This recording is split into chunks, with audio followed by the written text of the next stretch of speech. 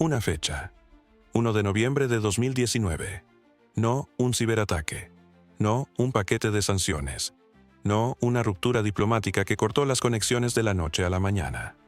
Una ley.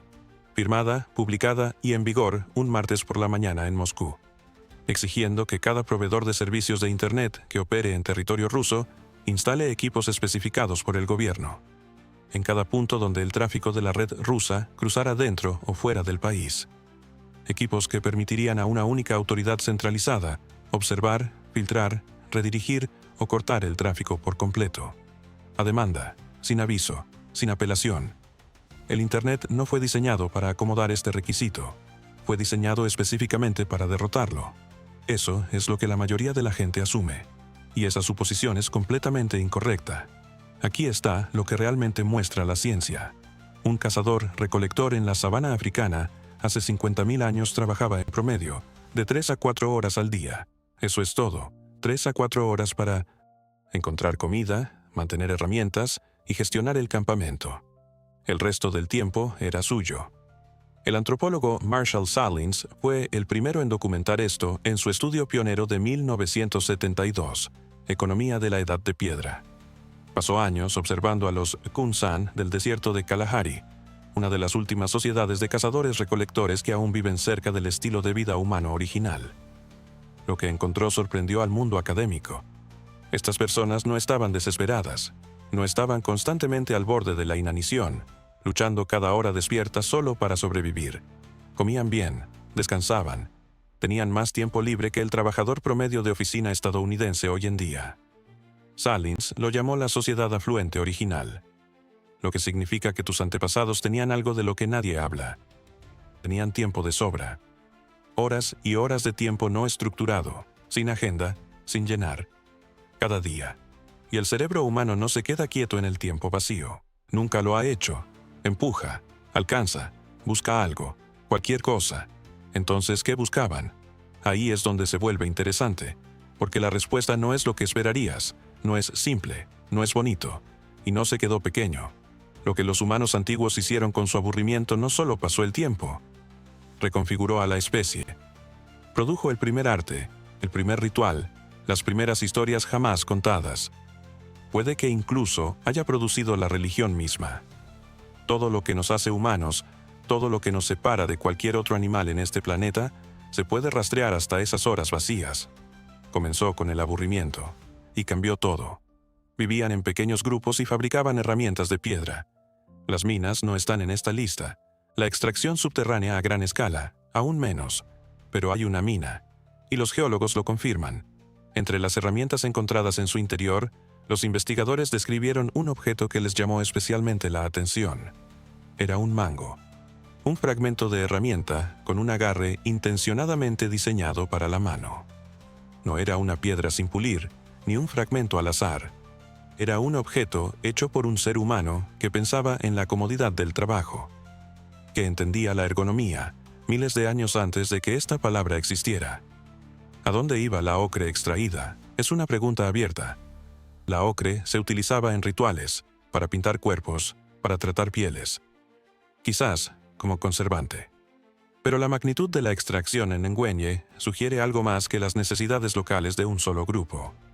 Esta cantidad de ocre requería un enorme consumo interno o distribución, rutas comerciales, intercambio, vínculos sociales entre grupos a grandes distancias. En otras palabras, economía. Aquí es donde la ciencia oficial prefiere desacelerar, porque la economía hace 43.000 años ya no es una anomalía. Es un sistema. Y un sistema implica civilización, aunque no en la forma en que estamos acostumbrados a imaginarla, pero lo suficientemente compleja como para organizar la extracción subterránea a gran escala. La mina de leva existe, tiene 43.000 años, es hecha por el hombre. La magnitud de los trabajos requiere una sociedad organizada. Estos 4 hechos no son cuestionados por nadie, ni por los partidarios de la cronología estándar ni por sus oponentes. ¿Qué sociedad lo hizo? La historia oficial prefiere no responder. No hay respuesta. Pero hay una prueba siguiente. Año 1929. Estambul, Palacio de Topkapi. El bibliotecario revisa antiguos fondos y despliega un pergamino datado en 1513. un mapa. Elaborado por el almirante otomano Piri Reis, basado en lo que él mismo escribió en los márgenes, fuentes antiguas. El Océano Atlántico, las costas de Europa, África y la recién descubierta América. Todo esto se ajusta a la imagen de la época, y luego la mirada se dirige hacia abajo, al borde sur del pergamino, y allí algo no cuadra. Allí se representa un continente. Un continente del sur con una costa detallada, cordilleras, bahías y penínsulas. El problema es uno. En 1513, este continente no existía en ningún mapa del mundo. Los europeos descubrirán la Antártida solo en 1820. Hasta ese momento, más de 300 años después de Piri Reis, nadie sabía oficialmente de su existencia. Esto podría atribuirse a una suposición, a un llenado artístico de un espacio vacío. Los cartógrafos medievales a menudo dibujaban tierras imaginarias en los bordes del mundo conocido. Pero en el año 53 del siglo XX ocurrió algo que hizo imposible esta excusa. Los militares estadounidenses realizaron una exploración sísmica de la Antártida, escaneando a través del hielo. Esto permitió ver por primera vez los contornos reales del continente bajo varios kilómetros de hielo. Cuando los resultados se superpusieron al mapa de Piri Reis, la coincidencia de las costas fue exacta, no aproximada, no en general similar. Exacta, teniendo en cuenta la línea costera oculta bajo el hielo. En 1960, el comandante del Servicio Cartográfico de la Fuerza Aérea de Estados Unidos, Harold Ohlmeyer, envió una carta oficial a los investigadores. En ella, confirmó que los datos geográficos en el mapa de Piri Reis corresponden al relieve subglacial de la Antártida. Este relieve ha sido establecido por métodos modernos, y añadió una frase que un funcionario militar no dice a menudo. No puede explicar cómo esta información pudo ser conocida en el siglo XVI. Ahora, la pregunta más incómoda. Piri Reis escribió que se basó en fuentes más antiguas. Es una práctica estándar para los cartógrafos de esa época compilar datos existentes y combinar diferentes mapas en uno solo. Entonces, la línea de costa de la Antártida estaba en alguna fuente que llegó a sus manos. ¿Cuál? ¿Elaborada cuándo? La Antártida estaba libre de hielo.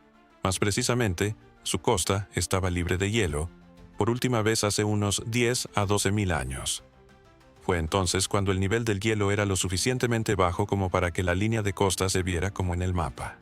Después de eso, el hielo avanzó gradualmente y cubrió la costa por completo.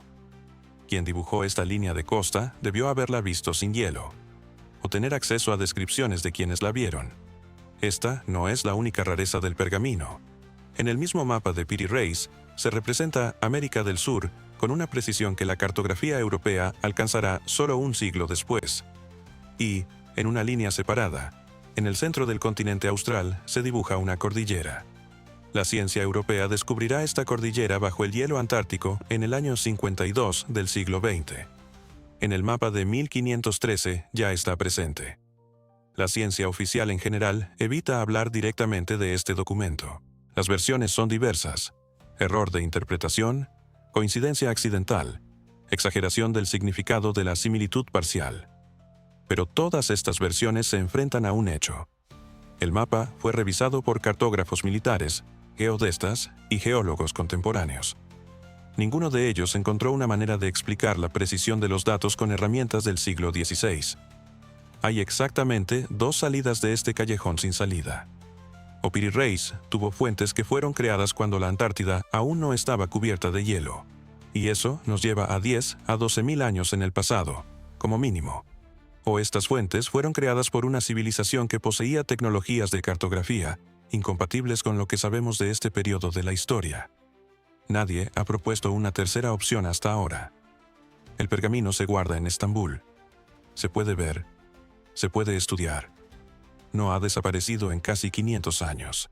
Y la pregunta que plantea tampoco ha desaparecido. Hay un hecho que revierte toda la lógica habitual de la historia humana. No la complica, no añade matices, sino que la revierte. Suena así. El templo monumental más antiguo conocido en la Tierra fue construido 7.000 años antes de las pirámides egipcias, 6.000 años antes de Stonehenge y, atención, antes de que la gente aprendiera a cultivar trigo. No después, antes. Sureste de Turquía, colina de Göbekli Tepe, En 1963, arqueólogos estadounidenses y turcos examinaron este lugar y anotaron en su informe: la colina, aparentemente de origen medieval, no tiene interés. 30 años después, el arqueólogo alemán Klaus Schmidt releyó este informe. Llegó al lugar, golpeó la ladera con una pala y encontró una columna de piedra caliza. No un fragmento. No una piedra al azar. Una columna monolítica en forma de T, de hasta 6 metros de altura y un peso de hasta 20 toneladas, con relieves: zorros, serpientes, jabalíes, patos, escorpiones, tallados con la confianza de una mano que sabía lo que hacía. Schmidt comenzó a excavar, y excavó hasta el final de su vida. La edad del complejo es de 12.000 años. Esto no se discute. Está confirmado por múltiples dataciones independientes de material orgánico de diferentes capas de las excavaciones. Hace 12.000 años, en esta colina había círculos de piedra, de 4 a 6 columnas en el perímetro, 2 en el centro, todas decoradas con tallados. No es un solo círculo, al menos 20 estructuras, algunas de las cuales aún no han sido excavadas. Hasta hoy, se ha excavado menos del 5% de la colina. Ahora, este es el mismo dilema que la ciencia oficial no puede ignorar, por más que lo intente.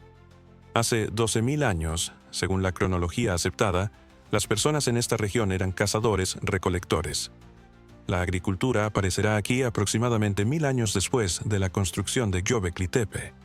No hay escritura, no hay ciudades, no hay metal, no hay ruedas, pero hay columnas de 20 toneladas. No es barbarie ni desinterés. Es una preparación intencionada para que las aves puedan alimentarse, porque las aves, los buitres, son el sentido del ritual. En el budismo tibetano, el cuerpo después de la muerte es una cáscara vacía. La conciencia se ha ido. Lo que queda es solo materia, que ahora puede servir a los seres vivos. Entregarlo a las aves es el acto más alto de generosidad, el último regalo que una persona le hace al mundo. Los buitres aparecen tan pronto como comienza el ritual. A veces, incluso antes. Los locales dicen que las aves sienten la muerte con varias horas de anticipación. Ellos sobrevuelan el lugar incluso antes de que traigan el cuerpo. Cuando el Rokpa termina los preparativos y se retira, las aves descienden. Decenas. A veces, más de 100. En una hora, casi no queda nada del cuerpo. Si los buitres no llegan, es un mal signo. Significa que algo no está bien, con el cuerpo, con el ritual, con la persona que se entierra. El Rokpa, en este caso, sigue esperando. A veces, todo el día. Solo, en una ladera abierta, cerca de lo que yace sobre la piedra. Un Rokpa anciano, cuyas palabras fueron registradas por el tibetólogo Matthew Eckstein en los años 90, contaba: en esos días habla con el difunto. Simplemente así, para que no se sienta abandonado en la espera. Este ritual existe desde hace más de 1000 años. Se practica hoy en día. Justo ahora, mientras ves este video, en alguna ladera tibetana, un Rokpa está haciendo su trabajo. Y los buitres vuelan. Secreto 5. Personas que no son afectadas por la altitud. Volvamos a los vivos. Más bien, ¿a cuánto tiempo viven? En las comunidades tibetanas de gran altitud, situadas por encima de los 4000 metros, los investigadores registran un porcentaje desproporcionadamente alto de longevos. Personas que han superado los 90 años y continúan pastoreando, caminando, largas distancias y manteniendo claridad mental. Esto no encaja en la lógica habitual. Hipoxia crónica, radiación ultravioleta intensa, dieta escasa, la falta de medicina en el sentido moderno, todo esto debería acortar la vida, no alargarla. Los investigadores proponen varias explicaciones. La primera, el gen EPAS1, del que hablamos en el bloque anterior. Un organismo que no gasta energía en luchar contra la altitud, utiliza los recursos de manera más eficiente. La segunda, la alimentación, la dieta tradicional tibetana de cebada, mantequilla de yak y productos lácteos fermentados, resultó ser sorprendentemente similar a lo que la dietética moderna considera antiinflamatorio. La tercera, la actividad física constante. Los pastores tibetanos caminan hasta 20 kilómetros al día durante toda su vida, sin saber que están haciendo cardio. Pero hay una cuarta explicación que los científicos formulan con cautela, porque es difícil de medir. Los tibetanos no temen a la muerte, en absoluto. No en el sentido de que sean valientes o imprudentes, sino en el sentido de que la muerte para ellos no es una catástrofe ni un final. y el paso que han visto con sus propios ojos cientos de veces, en las plataformas de piedra, con cuernos en las manos, en el cielo sobre la ladera. La psiconeuroinmunología es una rama de la ciencia que estudia la relación entre el estado psicológico, el sistema inmunológico y el envejecimiento. Ha acumulado suficientes datos para afirmar: el miedo crónico a la muerte acelera el envejecimiento biológico. Acorta los telómeros, aumenta el cortisol, suprime la respuesta inmunitaria. Las personas que enfrentan la muerte con calma envejecen más lentamente. Los tibetanos la enfrentan cada día, y viven más que nadie en una meseta que debería ser mortal. Si es una coincidencia o no, cada uno decide por sí mismo. Hemos pasado por la muerte y por aquellos que han aprendido a vivir con ella. Ahora bajemos más, no bajo tierra, por ahora. Primero, hacia el agua. En la meseta tibetana hay más de 1000 lagos. Es la mayor concentración de cuerpos de agua de alta montaña en el planeta. Se alimentan de glaciares, fuentes subterráneas y lluvias. Aquí las lluvias no caen como en otros lugares. Son intensas, breves, casi verticales. Como si el cielo de repente recordara que debía llover y lo hiciera en 10 minutos. Algunos de estos lagos son tan hermosos que las fotos parecen editadas. Color turquesa, superficie espejo, picos nevados en el reflejo. Los turistas vienen especialmente para fotografiarse en la orilla. Pero hay uno de estos lagos al que los locales se acercan de manera diferente. No con cámaras, con precaución. El secreto número 6. Namco, un lago que observa. Namco es uno de los lagos de alta montaña más grandes del mundo. Su superficie abarca casi 2.000 kilómetros cuadrados. Está a 4.700 metros sobre el nivel del mar. El agua es tan transparente que se puede ver el fondo a varios metros de la orilla, y luego se precipita abruptamente en la oscuridad, y el fondo ya no es visible. El color del agua cambia a lo largo del día. Por la mañana es casi blanco, lechoso. Al mediodía es intensamente turquesa. Por la tarde, cuando el sol se oculta tras las montañas, es de un azul profundo, casi negro. Esto se debe a la dispersión de la luz en el agua de un determinado tipo de mineral y al ángulo de incidencia de los rayos solares. La explicación es completa y precisa. No ayuda en nada cuando estás en la orilla y ves cómo el agua se oscurece. Entre los tibetanos existe una creencia arraigada que no es una leyenda en el sentido habitual. Es decir, nadie la cuenta como un cuento. Se narra como un hecho, de manera tranquila, sin dramatismo. El Namco cambia de color antes de una muerte. No de cualquier muerte, sino de una muerte significativa. Antes de la partida de un anciano, antes de una tragedia en la comunidad, antes de un desastre natural en la región. Varios tibetólogos que trabajaron en la zona del lago en los años 80 y 90 registraron decenas de tales testimonios. Personas de diferentes edades, de distintas aldeas, que no se conocían entre sí, describían lo mismo. 1 o 2 días antes de la tragedia, el agua adquiría un color anómalo, no el tono que debería tener a esa hora del día y con ese clima. Los científicos ofrecen una explicación. El color del lago realmente cambia con la variación de la presión atmosférica. En el Tíbet, la presión disminuye antes de grandes eventos climáticos. Los locales, que han vivido junto al agua toda su vida, perciben este signo de manera subconsciente y lo asocian con peligro.